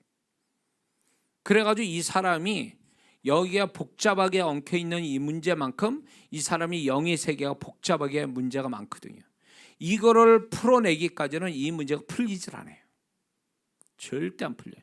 그러니까 하나님 방법으로 문제를 풀어가려고 하는 사람일수록 문제가 빨리 해결되지 않는 이유는 영의 세계를 깔끔하게 원상복귀가 되는 어떤 시간적 여유가 필요하다는 거예요. 이거를 해결을 하다 보니까 이게 해결이 안 나는 거예요. 그런데 분명한 사실은 이 사람이 가지고 있는 잘못된 영의 세계를 원상복구만 되면 이게 육의 세계에서 희한한 하나님의 손길이 나타나기 시작하는 거예요. 그러니까 이 사람의 방법이 아니라 하나님의 영의 세계가 원상복귀 된 것에 대해서 이제 주권적으로 그분이 역사하시는 예비하심, 하나님의 예비하심을 만나게 하는, 하나님만이 하신 일들이 나타나기 시작하는 거예요. 이렇게 해결 보는 사람이 있는가 하면 아까 처음 얘기한 것처럼 영의 세계의 문제를 해결하지 않은 채 육의 세계에서 사람 찾고 병원 가고 은행 가고 이렇게 해서 해결 보는 사람이 있어요. 똑같이 해결은 된 것 같은데 이게 똑같은 해결이라도 내용으로 가보면 똑같질 않아요. 이 한 사람은 영의 세계, 자기가 접한 영의 세계를 원상복귀해서 완벽한 문제 해결을 보는 사람이고, 한 사람은 그 전에 얘기한 그 사람은 임시방편으로 해결된 것처럼 보이고 사단이 계속 그 사람의 인생을 붙잡고 지 멋대로 사단이 문제를 해결할 때까지 계속 그걸 써먹는 거예요. 반복해서. 근데 이걸 못 알아채는 거지. 그래서 얘기하는 거예요. 반복해서 일어난 일에 대해서는 이거는 근본적 해결이 된 게 아니고 그 사람의 영의 세계가 문제가 아직도 남아 있는 거고, 그거는 귀신이 계속 해결된 것처럼 만드는 속이는 전략을 쓰고 있다라는 걸 눈치채야 돼. 만약에 그게 자기 힘으로 해결된 걸 가지고 해결됐다고 해서 하나님 필요 없다, 교회 갈 필요도 없다, 이렇게 한다면 이 사람은 이제 사단의 소나기에 점점 빠져 들어가는 거예요. 처음에 수렁에 빠질 때 발목까지 빠졌는데 이게 빨리 해결을 봐야 되는데 해결이 되지 않으면 이 사람은 허리까지 오고 진짜 이 목구멍까지 올라올 수도 있어요. 사단이 역사할 때요, 이게 있어요. 얘네들은 뭔가 틈을 봤다, 저 사람이 틈이 생겼다. 사단이 우리 육의 세계에서만 역사하는 게 아니에요. 영의 세계도 역사한다고. 내가 가지고 있는 영의 세계를 둘러봐서 허점이 잡히고 약점 잡히면 그거 붙들고 하나님께 합법적으로 역사할 틈을 갖게 되거든요. 그러니까 이 틈이 하나 생겼다라면요, 이 틈을 메우기 전까지는 그 틈을 가지고 계속 역사하게 돼서 괴롭힌단 말이에요.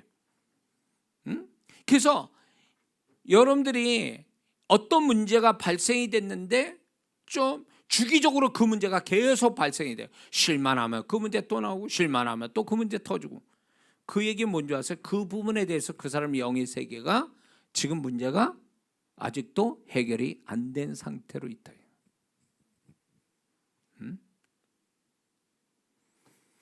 그래서 이 부분을, 영의 세계, 내가 접하고 있는 영의 세계를 바로 영적인 처리를 안 하면 그 사람은 반드시 육의 세계에서 반드시 그 결과를 본다라는 거죠. 이거는 뭐 너무너무 분명한 거예요. 너무너무 분명해요. 자, 그 얘기 중에 이제 흔한 게 우리가 알 수 있는 게 죄의 문제라든가 아니면 잘못된 언어로 쓴 것이 발설된 걸로 인해서 그 영의 세계에 구멍이 생겨서 그 사람이 육의 세계에 문제가 될 수도 있어요. 어떤 잘못된 행실, 어떤 잘못된 현장, 어떤 잘못된 관계, 어떤 잘못된 일, 이 모든 것들이 하나님이 원치 않는 거에 걸려버리면 이건 다 그 사람이 가지고 있는 영의 세계에 구멍이 생기게 만들어버리고, 그 구멍은 결국 사단이 들어와서 역사할 틈을 주게 되는 거고, 사단이 합법적으로 제한적으로 그 사람을 역사할 어떤 근거가 되는 거예요. 법적 근거를 갖게 되는 거예요. 응? 그러면 하나님은 우리를 사랑하시지만 공의의 하나님이시기 때문에 절대로 우리가 잘못됐는데도 불구하고 그거 덮어가시는 분이 아니라는 거예요. 이 모든 거를 회복할 기한은 주시되, 기한이 넘어가면 이 공의 하나님이 사단에게 합법적으로 넘겨줄 수밖에 없어요. 넘겨줄 수밖에 없다라는 거예요. 근데 이게 하나님이 그걸 원상복귀, 틈을 가진 그 모든 것들을 원상복귀할 수 있는 기한을 주는데, 이 기한 안에 해결이 돼야 되는데 아무 일도 안 일어나니까 자기는 그냥 지나가도 되는 것처럼 생각해요. 하나의 죄를 짓는 게 도덕과 윤리적인 죄뿐만 아니라 하나님 말씀을 어기는 그 죄의 종류도 있죠. 이런 죄에 대해서 그냥 죄를 졌는데도 아무 일 없네? 사람이 담대해지는 거예요. 그런데 하나님도 카운터하지만 귀신 또 저 틈 생겼네? 하나님께 항의를 하는 거예요. 얘가 지금 이런 거 명백하게 잘못했습니다. 이제 제가 이 영혼에 대해서 내가 합법적으로 내가 가지고 놀려고 하는데 하나님 허락해 주세요, 이런단 말이에요. 그러면 하나님은 어떻게 하냐면, 야, 기다려. 한 달간 기다려. 2달 동안 기다려. 나는 얘한테 이거를 회복할 수 있는 나는 기회를 주는 거야. 그 후에 네가 어떻게 해라. 요 기한이 정말 중요한데, 예를 들어서 죄를 짓거나 이렇게 되면 빨리 회개하고 원상복귀가 돼야 되는데 아무 일도 안 일어나. 그러니까 누가 본 사람도 없으니까 회개도 안 해. 그리고 그것이 어떤 행위거나 어떤 현장이거나 어떤 일에 대해서 이거를 반복하고 있는데도 아무 일 없으니까 계속 반복하는 거예요. 근데 육의 세계는요, 남이 안 보면 그건 흔적도 없이 사라져요. 그러나 영의 세계는 다 기록이 된다라는 거예요. 그 행위, 동영상, 그게 기록이 되는 거예요. 그 사람 모든 게. 소리, 영상이 그대로, 영의 세계는 그게 그대로 살아있다라는 거예요. 그러니 영의 세계는 그게 살아있는데 그게 하나님 앞에서 다 들리고 보이고 있는데, 사단도 그걸 보고 듣고 있는데 그게 없다라고 말하는 게 이상하잖아요. 근데 우리만 없다고 하는 거예요. 우리만. 괜찮아, 아무도 본 사람 없으니까 지나가는 것만이지 뭐, 아무 일 없는데. 아니요, 영의 세계는 살아서 그게 증거를 나온다니까. 육의 세계. 그러니까 아무 일 없을 때가 그게 뭐냐, 하나님이 그거를 회개할 기회를 주시는 거고 원상복귀시킬 기회를 주시는 거예요. 근데 그것도 모르고 아무도 안 보니까 뭐 아무 일도 안 일어나니까 뭐 주일 한 번 안 지켰는데 뭐 아무 일 없던데? 그 당시에는 아무 일 없겠지. 왜? 하나님 기회를 주신 기간이니까. 회개할 기회를 주신 기간이니까 아무 일 없는 거예요. 근데 기한이 지나가잖아요. 역사는 이제 시작되는 거예요. 그래서 육의 세계에서 역사가 온다는 얘기는 이미 결정난 거예요. 그 기한이 지나갔다는 얘기예요.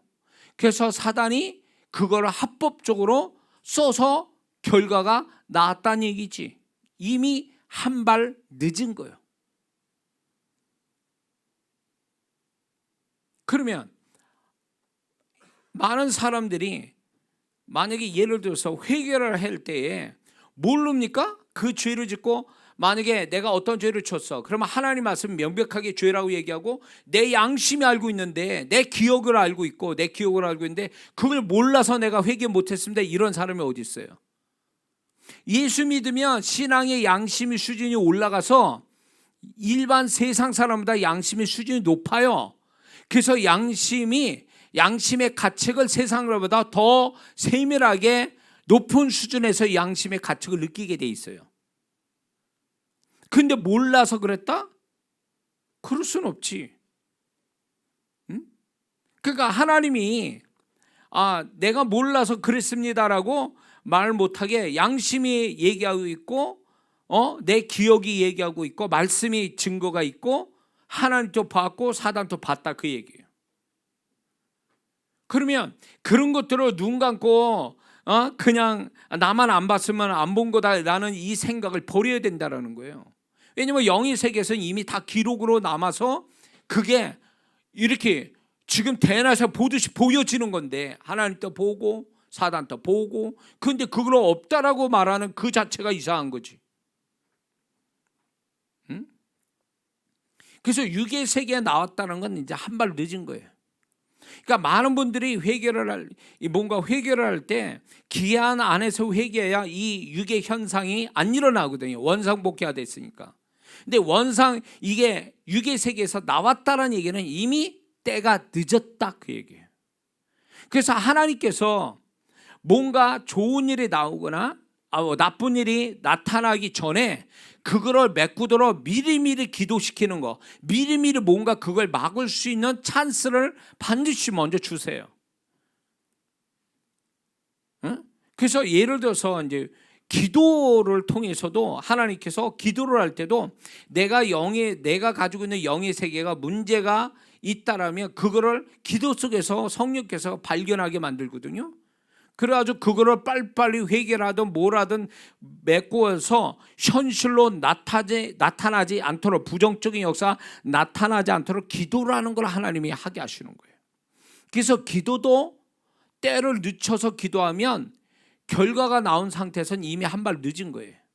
그래서 기도도 이렇게 때를 맞춰서 기도를 하게 되면 피할 건 피해가게 하고 만날 건 만나지게 한다는 거죠. 일어날 것이 일어나지 않게 해준다라는 거예요. 기도라는 것이.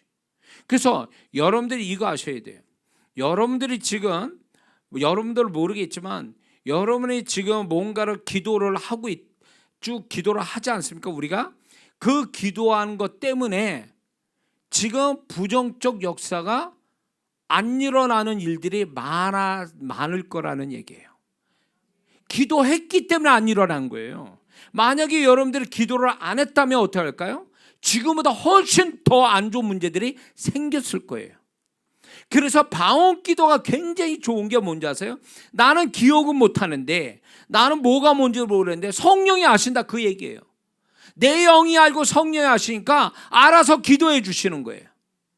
내 영이. 그러니까 그런 것들에 대해서 잘못한 걸 나도 모르게 회개가 되고. 그래서 여러분들 이거 경험해 봤어요? 기도를 하는데 나도 모르게 눈물이 막 나. 기도를 막 했는데 뭔가 내가 죄 지은 것 같은데 회개하는 것 같아. 막 기도를 방언 기도하는데 뭔지 모르게 내가 하나님 앞에서 뭔가 이렇게 슬픈 마음을 가지고 기도해. 이런 것들이 다 뭐냐면 내 영이 성령과 함께 내가 미처 기도하지 못한 걸 계속 기도하고 있는 거예요. 그 기도 때문에 영의 세계가 메꿔지고 원상복귀가 됐기 때문에 많은 부정적 사건이 안 일어나는 거예요. 이거 이상하다고 생각 안 돼요. 여러분 혹시 이런 거 이상하게 이런 거 생각 안 해봤습니까? 분명히 이쯤이면 요 문제가 생겨야 되는데 이런 생각 안 해봤어요? 내가 그렇게 한 것들이 있고 말한 게 있고 뭐가 있어서 요때쯤이면 이 문제가 반드시 나와야 될 텐데 라고 하는데 안 일어나. 그거는요, 기한 전이라든가 하나님이 회개할 기한 그 안에 있어서 이런 일이 벌어지거나 아니면 내가 기도를 많이 해가지고 그런 일이 안 일어나게 이미 방언 기도로 커버가 됐거나, 둘 중에 하나예요. 그래서 이 방언 기도가 굉장히 중요한 거예요. 이 방언 기도는 육의 세계에다 직접 영향을 주는 게 아니라 영의 세계에다 영향을 주는 거예요. 내가 접한 영의 세계. 그래서 방언 기도를 많이 하는 사람은 결국 방언 기도 많이 하면 뭐가 감지가 되냐면 그 본인이 가지고 있는 영의 세계를 감지할 수 있는 능력이 생겨요. 그래서 어느 부분을 막 나도 모르게 막 기도하다가 어느 부분에 딱 어둠이 오거나 불안하거나 뭔가 안 좋을 것 같다라는 생각이 있어서 그 사람만 그 일만 가지고 확 기도했더니 나도 모르게 평안이 왔어. 나중에 알고 보니까 그 문제가 사건이 날래다가 안 일어나는 이런 거 있잖아요. 그러면 결국 방언기도 뭐냐? 영의 세계를요 정리시켜주고 강화시키고 보호해주는 거예요. 나의 영의 세계를요. 그래서 방언기도가 무시로 방언기도하는 게 얼마나 중요한 일인지 몰라요.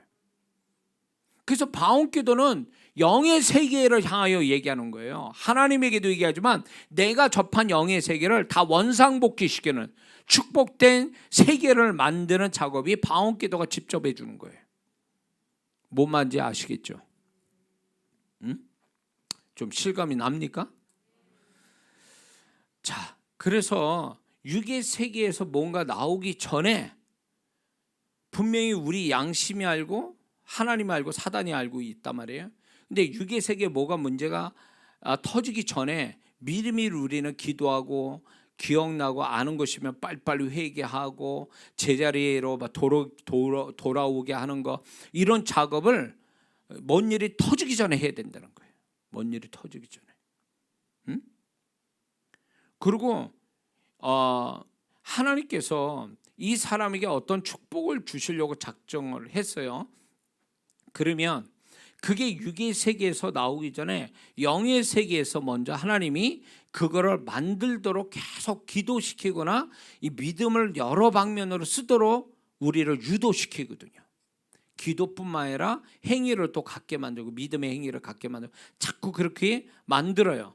그게 결국 뭐냐면 그렇게 해가지고 영의 세계에서, 저는 이걸 건축물처럼 비유하는데 이 사람이 기도를 안 하면 아무 일도 안 일어나. 근데 기도함으로 인해서 하나님께서 이 사람에게 축복의 건축물을 영의 세계에서 짓게 만들어요. 이렇게.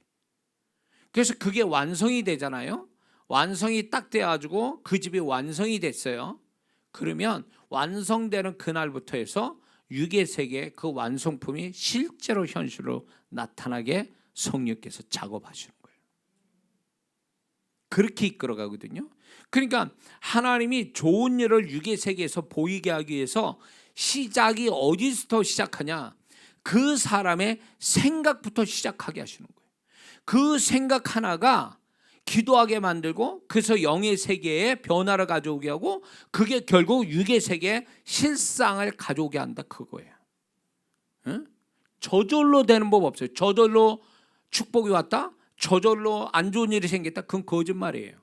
왜? 우리가 만약에 육의 세계에서만 사는 사람이라면 그럴 수 있어요. 재수 없어 걸려서 문제 생겼어. 오늘은 재수가 너무 좋아서 좋은 일 생겼어. 이렇게 말할 수 있어요. 세상 사람처럼.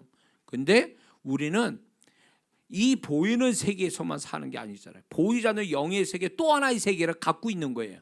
우리는. 그렇기 때문에 이 영의 세계가 여기가 근본이고 여기가 이제 실체고, 여기서부터 뭔가 돼야 육의 세계에서 나오는 구조가 그렇게 돼 있는 사람이에요. 우리는 두 세계에 걸쳐 사는 사람이기 때문에 우리는 그 영의 세계를 움직이는 자가 돼서 육의 세계를 움직이는 자로 살아가게끔 하나님 만드셨다, 그 얘기예요. 그래서 영의 세계로 움직이는 사람이 돼야 육의 세계가 그 사람이 영의 세계만큼 열어지게 돼 있다는 거죠. 넓혀지게 돼 있다는 거죠. 근데 그게 그 시작점이 뭐냐면 그 사람의 생각에서 나오기 시작하는데, 이 사람의 생각에서 생각이 넓어지고 말이 넓어지면 육의 세계가 넓어지게 돼 있어요. 영의 세계가 넓어지고 육의 세계가 넓어지게 돼 있는 거예요. 응? 그래서 하나님이 이 사람을 크게 축복할 사람이다 그러면 먼저 생각을 크게 갖게 하고, 그 크게 갖은 생각을 영의 세계에다가 크게 말하게 한다, 그 얘기예요. 상상하게 만들게 한다는 거죠, 기도 속에서. 그러면 그게 육의 세계에서 사이즈가 넓게 나타나게 돼 있다는 거죠. 우리는 그렇게 살아야 될 사람이에요. 이해가 되십니까? 자, 그래서 영의 세계를 지배하지 않고는 육의 세계를 지배할 수 없다. 이게 공식이에요. 영의 세계를 지배해야 육의 세계를 지배한다는 거예요. 어? 그래서 여러분들이 영의 세계를 지배하는 자, 다시 말해서 영의 세계를 어떤 식이든 영향을 주는 자가 되어야 육의 세계의 영향이 그대로 흐르게 된다. 그래서 우리는 육의 세계에다 직접 뭔가를 어떤 영향을 주고 역사를 일으키는 게 아니라 영의 세계에다 먼저 영향을 주면 자동적으로 육의 세계에 영향이 나타나게 돼 있다는 거죠. 이해가 되시죠? 근데 이런 게 있어요. 내가 영의 세계에 영향을 줬어요. 근데 그게 육의 세계에 어느 거는 빨리 나타나게 하고 어떤 건 느리게 나타나기도 해요. 그 이유가 뭐냐? 그건 하나님의 타이밍하고 연결돼 있어요. 영의 세계는 이미 됐는데 육의 세계에서 이게 완벽하게 이루어지기 위해서 하나님의 가장 좋은 때를 하나님이 정하시고 그게 나타나게 하신다, 그 얘기예요. 곧바로 나타나는 게 있지만 뒤늦게 나타난 것도 있는데, 뒤늦게 나타나게 하시는 것은 결국은 하나님의 가장 좋은 때를 택하여 나타나게 하시는 거다, 그거예요. 그래서 우리가 실망하지 말아야 될 게, 하나님을 향하여 또 영의 세계를 변화를 주기 위해서 영적인 행위, 뭐 기도를 포함해서 모든 영적 행위에 대해서 우리가 그것에 대해서 아무것도 안 나타나는데 그러면서 실망하고 멈춰서는 안 된다는 거예요. 왜냐하면 우리의 영적인 수고는요, 하나님이 다 알고 계시기 때문에 헛수고라는 게 생길 수가 없어요. 근데 마귀는 요 틈을 이용해서 어떻게 하는 줄 아세요? 야, 기도해봐라, 되는가? 아무리 기도하고 하나님께 가까이 가서 열심히 하는데도 아무게 안 나타나. 안 나타나니까 내 육신의 생각과 마귀가 속이는 거죠.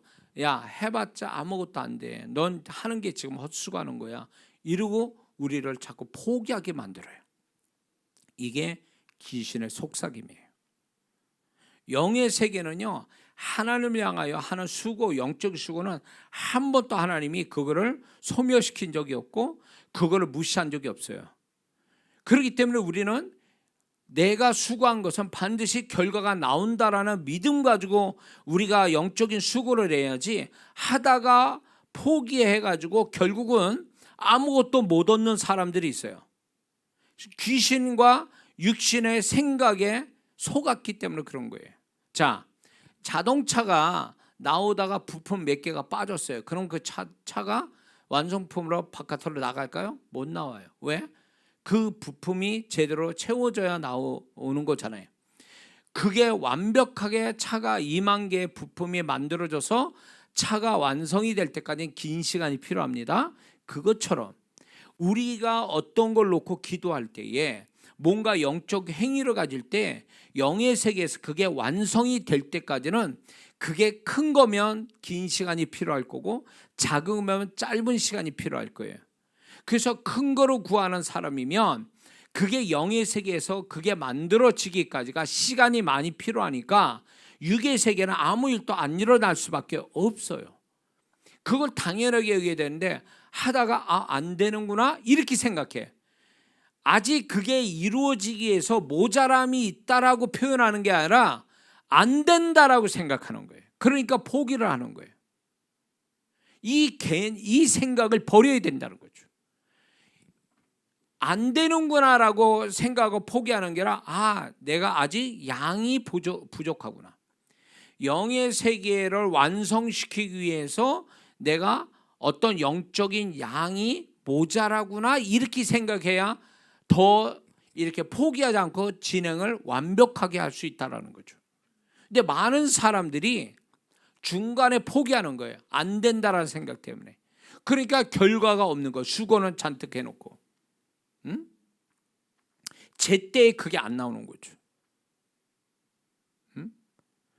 그래서 여러분들이 왜 나는 하나님께 영적 행위와 기도를 가졌는데 왜 안 될까요? 할 때 이 사람은 기도나 모든 것들을 무용지물이다, 아무것도 아니다, 이거는 내 지금 당장 문제도 해결 못하는데, 이런 식으로 생각해요. 속은 거예요. 자신의 육신의 생각과 귀신의 속삭임에 속은 거예요. 그게 그렇게 될 문제가 아니라니까. 우리가 육의 세계의 결과를 가지고 위해서는 영의 세계에서 결과가 나와야 돼. 설계도가 나와야, 완벽한 설계도가 나와야 건물을 짓잖아요. 완벽한 설계도가 안 나오는데 어떻게 건물을 짓냐, 그거예요. 그러니까 우리가 완벽한 걸 영의 세계에서 설계도가 나오도록 완벽해져야 이제 비로소 육의 세계에서 결과가 나온다라는 이 법칙을 잊어서는 안 돼요. 요령으로 어쩌다 되는 일이 없어요. 예수 믿는 사람. 이런 식으로 사는 사람은 백날 가도 되는 일 없어요. 신앙생활 이런 식으로 이해하는 사람이 있거든요. 벼락치기 내지는 요령 이런 걸로 뭔가 결과를 보려고 하는 사람은, 그 사람은 아무것도 못 얻어요. 진짜 거지되다 끝나. 그렇게 하다가는. 신앙은 성실함에서 결과를 보는 결과를 보는 거지, 순간의 벼락치기나 요령으로 음식 폭식하듯이 그런 식으로 해서 결과를 보는 사람들이 아니에요. 그래서 여러분들이 조금 기도해 보면, 만약에 예를 들어서 기도를 해보면, 내가 어떤 문제를 놓고 막 기도해 보면 내가 지금 영의 세계에서 이 기도가 완성이 됐다 안 됐다라는 것을 그분이 감각을 주신다는 거예요. 저는 그걸 알거든요. 직접 시작하기 전에 다니엘처럼 응답의 음성을 듣고 시작하는 것도 있고, 그 음성이 바로 나오는 것도 없지만 어느 시점 가서 그게 이제 현실로 나오기 직전에 그 감각을 주세요. 이제 끝났다. 뭔가 다 찼다. 그래서 너는 더 이상 할 게 없어. 그러면 바로 현실로 나오는 거예요. 그러니까 하나님은요, 우리가 무작정 영적인 작업하고 이런 거에서 너는 알 필요 없어. 너는 열심히만 해. 그러면 내가 알아서 다 해줄게. 이게 아니라 그거예요. 그분은 반드시 알려주세요. 내일이니까. 그리고 내가 하나님께 그렇게 구했는데 영의 세계를 완성된 걸 그분이 안 가르쳐준다? 그런 하나님은 절대 안 해요. 내가 그쪽으로 감각을 안 가지니까 모르는 것처럼 된 거지, 그분은 반드시 감각을 주신다라는 거예요. 확실한 건 이거예요. 이제 제가 이제 어떤 기도를 했는데 완성이 됐어요. 영의 세계에서 완성이 되잖아요. 그러면 그전과 다르게 마음이 확신이 오고 기쁨이 오고 소망이 잔뜩 생기고 이 자체가 현실보다 더 현실감 있게 받아들여져요. 이게 현실같이 더 느껴지는 거예요. 이게 현실인 것처럼. 그러고 있다가 얼마 있어요. 그게 진짜 현실이 되는 거예요. 그러니까 그분은 내 생각과 내 감정에 대해서 앞으로 어떻게 될 건가, 곧바로 올 건가 말 건가를 내 안에서 계시해 준다는 거죠. 그래서 여러분이 기도할 때 어떤 영적 행위를 가질 때 그 감각을 유지하고 있어야 돼요. 그러면 그분이 반드시 그게 어느 시점에 가서 뭐가 나오겠구나라는 계시가 온다는 거예요. 그 생각과 감정에서. 그게 영의 세계에서 이루어졌기 때문에 하나님이 그거를 우리에게 알려주시는 거예요. 이해가 되시죠? 자, 그렇게 살아야 돼요. 우리는 이 부분이, 이거는 상식이에요. 근데 이거 상식조차도 모른 채 사는 성도들이 너무 많다는 거죠. 이거를 뭐 그냥 울고 짜고 이래서 답이 나오는 게 아니에요.